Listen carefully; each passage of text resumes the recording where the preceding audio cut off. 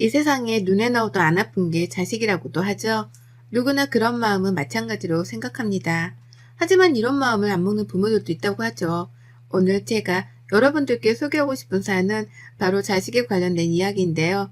바로 저희 시누이 이야기를 해보려고 합니다. 안녕하세요. 저는 경기도 양주시에 거주하고 있는 내년이면 40대를 바라보는 39세 여성입니다. 처음부터 양주시에 살았던 건 아니고요. 여기에 남편이 예전에 분양받아 놓았던 아파트가 있어서 아이 낳고 여기로 이사 오게 되었어요. 처음에는 서울에서 오래 살다가 갑자기 경기도로 가니 아직 운전도 못해 굉장히 불편할 것 같아서 사실 반대를 많이 했습니다.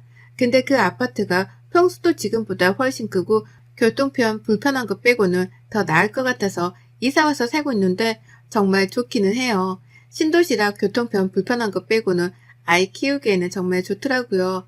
근데 여기 양주에 아파트가 많이 지어지면서 근처에 시댁과 시누이도 도보로 한 15분, 20분 정도 되는 거리에 살고 있어요.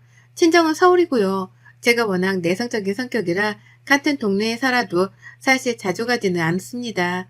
부르시면 가고 누구 생일이나 생신 때 가는 정도지 남편도 시댁에 가자는 말을 잘 안 해서 그나마 다행이라고 생각하고 살고 있답니다.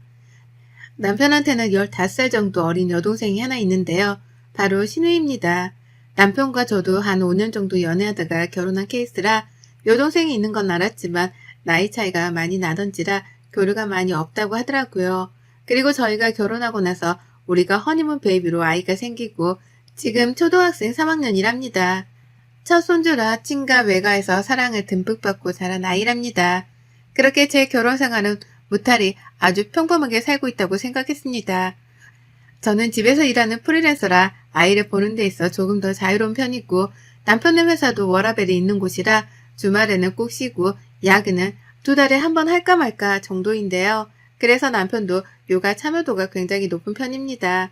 그래서 사실 이 정도면 결혼해서 사는 지금이 가장 행복할 때라고 생각했습니다. 다들 아시겠지만 결혼은 연애 때와는 완전 다르잖아요. 연애는 정말 우리 둘만 생각하면 되겠지만 결혼은 양가 집안이 어울려서 해야 하는 것도 있고 생각보다 많은 희생이 필요한 게 전 결혼이라고 생각했습니다. 물론 남자 여자 둘 다요. 저의 이런 평범한 일상을 깬 건 다름 아닌 15살 어린 신우였습니다. 제가 알기로는 원래 직장이 멀어 그쪽에서 자취하고 있었는데 어느 날 연락이 잘 안 돼 시부모님이 신우이네에 갔을 때 함께 회사 다니는 남자친구와 동거 그리고 임신 6주 된 아이까지 있었다고 해요. 그 자리에서 시어머니는 거의 실신할 뻔했고 시아버지는 안 태우던 담배를 피실 정도로 집안이 아수라장이 된 적이 있어요.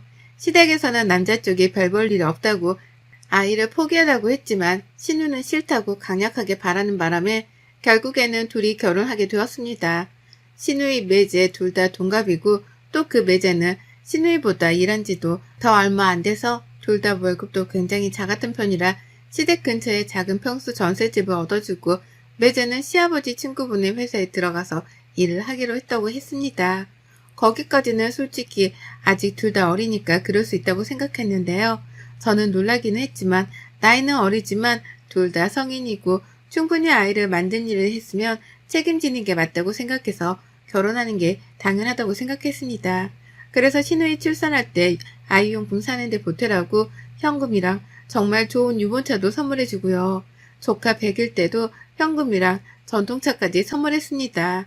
남편이 여동생이 아직 나이가 어려서 자기가 많이 그동안 못 챙겨준 것 같다고 결혼할 때 마음이 아프다고 결혼해서 잘 챙겨주고 싶다고 하길래 뭐 당연히 그러라고 했습니다.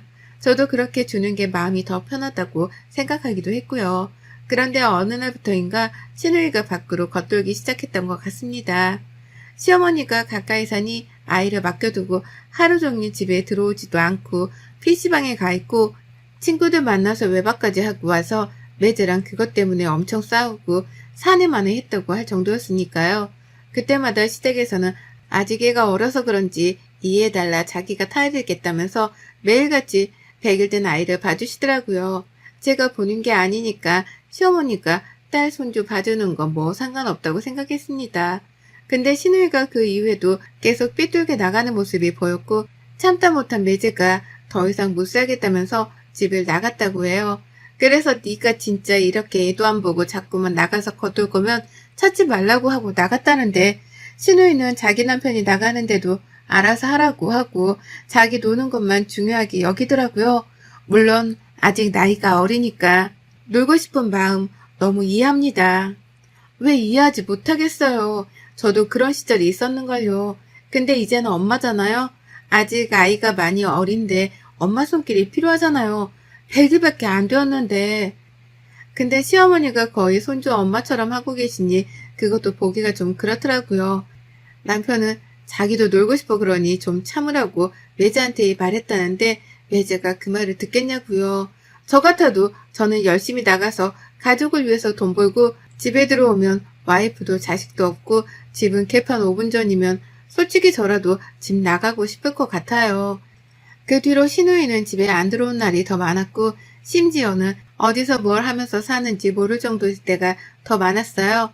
그러다 일주일 정도 지나면 들어와서 애기 좀 보다가 다시 또 나가고를 반복하니 시어머니도 안 되겠다 싶었는지 신우이네 가서 아이를 던져두고 네가 알아서 하라고 왔다는데 또 어떻게 하나 볼까 싶어서 집 앞에서 몰래 지켜보셨는데 신우이가 아이만 집에다 두고 그대로 나왔더라니까요. 시어머니가 놀라서 빨리 가서 애를 다시 데리고 왔다는데 저도 아이 엄마지만 신우 같은 엄마가 있을까 싶더라고요. 이때까지 사실 저한테는 불똥이 튀겠어 싶었어요. 아직 시어머니가 젊으신 편이고 뭐 시댁에 못 사는 편은 아니라 신우의 자식 정도면 충분히 케어하실 수 있다고 생각했거든요. 근데 갑자기 시어머니가 허리 디스크가 파열돼 수술을 받아야 하는 상황이 생기면서 시아버지는 베이비시터를 고용하자고 했지만 시어머니는 그건 안 된다며 남편에게 말해서 제가 잠깐만 봐줄 수는 없겠냐 물어보라고 하셨다고 하더라고요. 처음에 저는 저희 아이 키우는 것도 바쁜데 아무리 조카여도 내가 데리고 있는 게 맞나 싶었지만 아이도 너무 불쌍하고 시어머니도 아이 보시다가 그렇게 된 거니 수술하고 좀 나으실 때까지만 제가 케어하기로 했습니다. 진행했던 일을 잠시 멈추고 오랜만에 100일 된 아이를 보는데 둘째 생각도 나고 또 조카가 너무 순둥해서 진짜 찡찡거리며 우는 일도 없더라고요. 그래서 보기가 정말 수월했던 것 같습니다. 근데 아이도 엄마의 품을 찾는지 저녁 때 잠자려고만 하면 마지 울더라고요.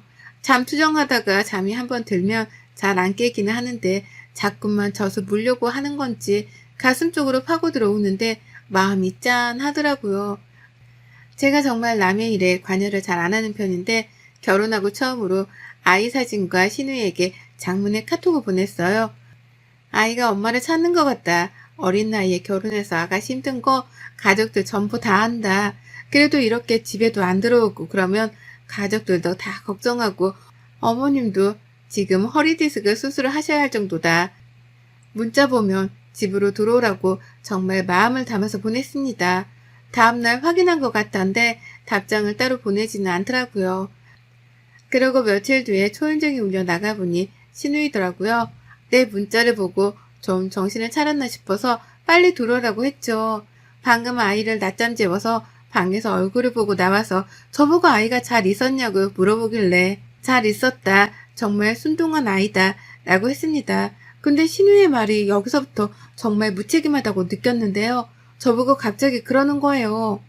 언니는 아직 둘째도 없는데 우리 애기 키워주시면 안 돼요? 네? 아니 아가씨 무슨 소리를 하시는 거예요. 아빠도 있고 엄마도 있는데 내가 왜 조카를 키워요.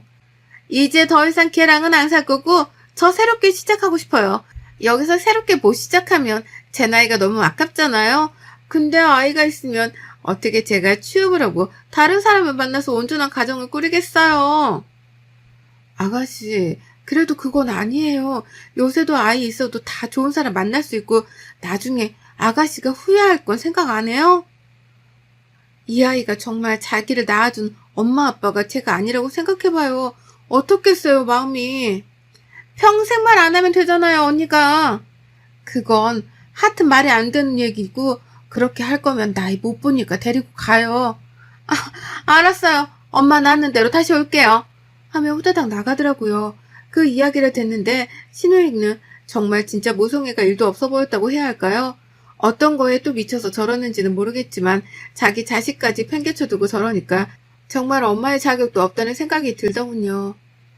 또 그리고 조카가 괜히 불쌍해지고요. 하여튼 이렇게 확실히 이야기했으니 더 이상 이야기하지 않겠다 싶었고 시어머니에게도 수술 끝나는 대로 저도 일을 다시 복귀해야 하니까 빨리 데려가셔야 할 것 같다고 문자를 보내놓았습니다. 그날 저녁 남편에게 이 일을 다 말했고 남편은 신우이 만나서 진짜 한 소리 한다는 거를 겨우 말려서 다시 조카를 시어머니가 데려가는 걸로 했으니 그냥 알고만 있으라고 했죠. 그렇게 시어머니 허리 디스크 수술이 끝나고 더 이상 저희 집에 조카를 둘 수 없어 베이비시터랑 시어머니가 둘이 애를 본다고 하더라고요. 저는 그대로 이제 신우이도 정신 차리고 돌아올 줄 알았어요. 엄마라면 당연히 그래야 하는 거잖아요. 근데 신우이가 집에 있는 짐을 모조리 싸서 나갔다고 시어머니께 전해 들었어요. 정말 미쳤구나 싶었습니다. 모든 가족들이 매제한테도 연락하고 친구들한테도 연락해봐도 아무 곳에도 가지 않았다고 하니 걱정도 되었는데 시어머니한테 딱 한마디 왔대요. 엄마 미안해. 우리 애기 잘 키워줘. 성공해서 갈게. 라고요. 아니 이게 말이 됩니까? 무슨 성공을 자기 자식을 버리고 합디까. 어처구니가 없어 남편이랑 저랑 시댁이랑 동시에 신우이한테 전화하는데 핸드폰 번호도 바꿔버렸더라고요. 이건 무슨 아이를 보육원에 맡기고 도망가는 꼴이잖아요. 그대로 어머님은 다시 디스크가 터져 먼저 누우시고 시아버지는 매일같이 술에 취하셔서 들어오시고 남편도 괴로워하고 베이비시터만 조카를 볼 수 없는 상황이라 어쩔 수 없이 다시 저희 집으로 데리고 왔습니다. 베이비시터도 시아버지가 같이 보내주셔서 제가 일하는 동안에는 시터 이모님이 봐주고 저녁에는 제가 보는 걸로 이렇게 조카를 키우기 시작했습니다. 처음에는 도대체 왜 이런 일이 일어날까? 나한테 왜 이런 일이 일어났을까? 싶더라고요. 근데 점점 커가는 아이의 모습을 보니 부모님을 선택해서 태어날 수 없는 아이가 무슨 잘못이 있겠냐 싶어서 조카를 저희 둘째로 저는 받아주기로 했습니다. 호적의 문제는 둘째치고 할머니, 할아버지 손에서 자라는 것보다 차라리 저랑 남편 손에서 자라는 아이가 더 낫다고 판단했습니다. 저는 정말 이성적인 사람이었는데 이번 일은 그럴 수가 없겠더라고요. 마음을 먹고 시댁에 가서 조카를 둘째로 입양해서 키우려고 한다. 입양은 거창한 말이고 그냥 저희 집에서 저희 아이랑 동생처럼 같이 키우고 싶다라고 하니 시아버지, 시어머니가 제 말을 듣고 우시더라고요. 그렇게 생각해줘서 고맙고 미안하다고요. 할머니, 할아버지 손에 자라서 나중에 자기 엄마 아빠는 누구야? 하는 것보다는 나을 것 같다고 내린 결론이었습니다. 그렇게 그 결론을 내고 사니 마음은 편안하더군요. 그렇게 아이가 커가는 모습을 보았고 100일이던 아이는 이제 3살이 되었네요. 저희 아들도 동생이라고 생각하고 많이 아껴주고 아직 어린애긴 하지만 저랑 남편한테 엄마 아빠라고도 말하니까 사실 이것만으로도 저는 되었다고 생각했습니다. 제가 조카를 키우게 되면서 시댁에서는 가지고 계시던 조그만 빌라를 제 명의로 해주셨고 한사코 됐다고 했지만 꼭 받아달라고 해 남편도 네가 받는 게 맞다고 해 거기서 나오는 월세를 받고 있습니다. 누가 꼭 좋으라고 한 일은 아니지만 정말 아기가 너무 불쌍하고 모른 척 할 수가 없었는데 지금 와서 생각해보면 조카를 자식처럼 키운다고 생각한 게 정말 잘한 일이라는 생각이 들었습니다. 그렇게 다시 평온했던 저의 일상에 이번에 신우이가 나타났네요. 그것도 2년 만에요. 신우이는 너무 멀쩡한 얼굴로 시댁에 찾아왔고 무턱대고 자기 아이는 잘 있냐고 물어봤다고 합니다. 시어머니가 신우이가 왔다고 알려주셨고 흥분되는 마음을 가라앉히고 시터 이모한테 아이들을 부탁하고 시댁으로 갔습니다. 신우이는 저를 보더니 언니 잘 지냈냐면서 언니 선물도 사왔다고 웃으며 말을 하는데 정말 귀싸대기를 한 대 날려주고 싶었습니다. 그러면서 자기 아이는 어디 있냐고 얼마나 컸냐고 너무 보고 싶었다고 해서 제가 한마디 해줬습니다. 아가씨 아이 없어요. 버리고 갔잖아요. 버리고 간 엄마가 왜 이제 와서 아이를 찾아요? 언니 버리다니요. 잠깐 맡긴 거죠. 어떻게 부모가 자식을 버려요? 그건 버린 거죠. 문자 하나 남겨두고 짐 싸서 나간 걸 버린 거라고 해요. 언니 그만하고 우리 아이 어딨어요? 라고 물어보길래 시어머니가 안 되겠다 싶어서 입양 보냈어 라고 하시더라고요. 저도 그렇게 말씀하실 줄은 몰라서 아무 말 안 하고 잠자고 있었더니 갑자기 신우이가 소리를 지르면서 그게 무슨 말이냐면서 엄마가 있는데 왜 입양을 보내냐고 엄마가 사람이냐면서 쌩 난리를 치는데 보다못해 시어머니가 있는 앞에서 제가 신우의 뺨을 정말 세게 고개가 돌아갈 정도로 쳤습니다. 거기는 사람들이 다 놀랐고 자식 버린 어미가 무슨 낯짝이 두꺼워서 이딴 행동을 해? 너 진짜 뻔뻔함의 극치를 넘어섰구나? 언니, 이게 뭐 하는 짓이에요?